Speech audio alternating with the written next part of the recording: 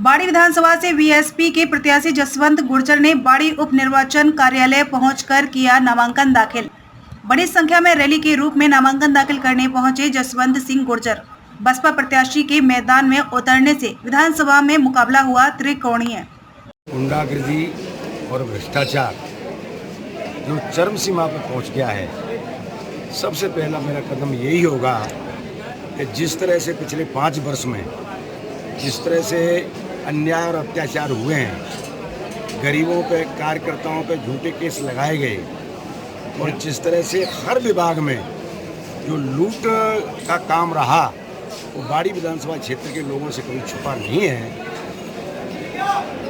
मजबूरी थी कांग्रेस सरकार की, उन्होंने अपनी गद्दी बचाने के लिए अपने खेमे के जितने भी एमएलए थे सबको मुख्यमंत्री बना दिया और उनको पूरी छूट दे दी कि जो भी करना है वो करिए। तो जिस तरह का यहाँ जो संकट पैदा हुआ विधानसभा क्षेत्र में, मैं समझ रहा हूँ, मैं ये 6वां चुनाव लड़ रहा हूँ, ऐसा आज तक नहीं हुआ। अधिकारी घर पे आके ठेके करवा रहे हों, बाईपास के नाम पर केवल अपना घर भरने के लिए बाईपास निकाला हो। कोई भी इस विधानसभा क्षेत्र का विकास का जो काम किया है केवल नाम करने के लिए कि ये हमारे विकास के काम है, जबकि ऑनेस्टली और ईमानदारी बात यह है कि केवल अपने निजी स्वार्थ के लिए इन्होंने पैसे कमाने के लिए और विकास के नाम पर पैसा लाए प्रदेश सरकार से और उसमें अधिकारियों से मिलकर इन्होंने पैसा कमाया और पूरे 5 वर्ष तक दमनकारी नीति रही। किसी आदमी की इस लोकतंत्र में भी इतनी हिम्मत नहीं हुई कि उसके खिलाफ कोई आवाज़ उठाए। एक आध हमारे जैसे व्यक्ति को छोड़ के हर आदमी इतना डर रहा है आज भी कि मैं जिन जिन लोगों से संपर्क किए, भाई साहब वोट आपके ही देंगे, खुल के हम सामने नहीं आ सकते, ऐसा मैंने आज तक कभी नहीं देखा। तो ये लोग स्वतंत्र कैसे हों, निर्भीक कैसे हों, लोकतंत्र में है ये कैसे बोल सकते हैं जो हमें अधिकार दिए हैं। इन सब के लिए मेरा पहला एक कदम ये होगा, अगर मुझे बाड़ी की जनता आशीर्वाद देती है तो निश्चित तौर पर मैं आपसे वादा कर रहा हूँ पत्रकार बंधुओं, आपके माध्यम से भ्रष्टाचार मैं जड़ मूल से उखाड़ने की कोशिश करूँगा और गुंडागर्दी जो आज तक हुई है, जाति विशेष के लोगों ने जो अन्याय किया है, कोई जाति नहीं छोड़ी। जाटवों का मर्डर किया अब्दुलपुर में, 2 कुशवाहों को जान से मार दिया, एक हौद में, एक टोटी में।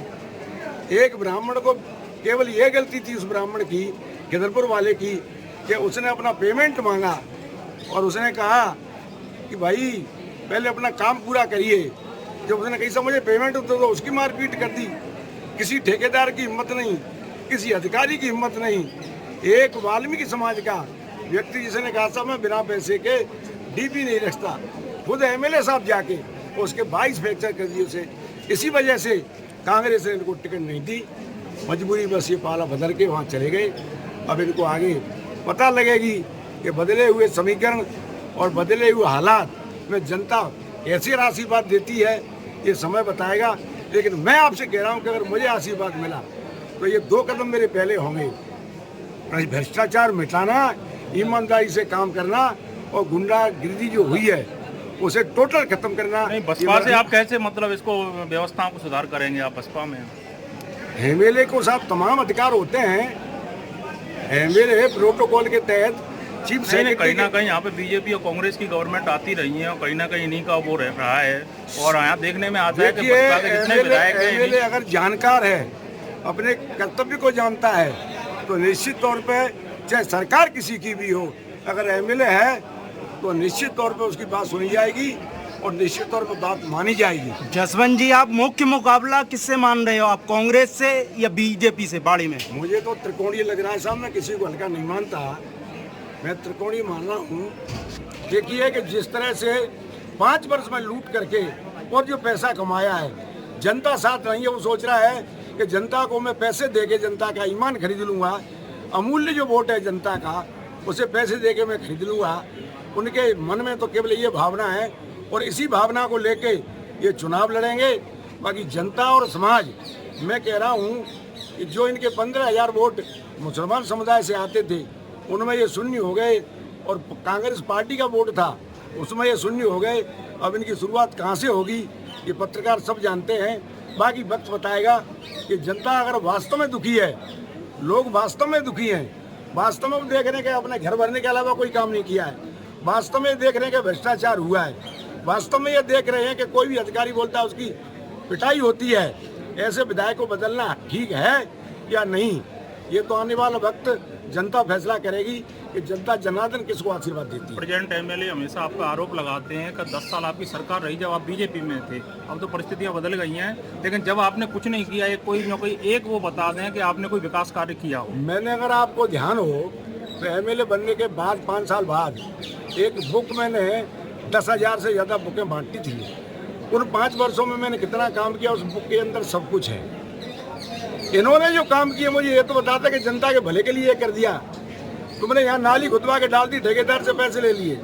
तुमने एरिगेशन में कोई सीमेंट नहीं लगाया, और मैंने जब ठेकेदार से ये पूछी कि ठेकेदार तेरे को शर्म नहीं आती क्या, तू सीमेंट नहीं लगा रहा, बोला साहब 6 करोड़ लिए, 6 करोड़ रुपए मेरे से। इनका आरोप है कि आपने अगर कोई विकास कार्य किया होता, आपकी कोई पट्टिका होती है, आपने कोई। साहब मेरे को एक बताओ कि जब मैं एमएलए आपने बनाया तब सरकार नहीं थी।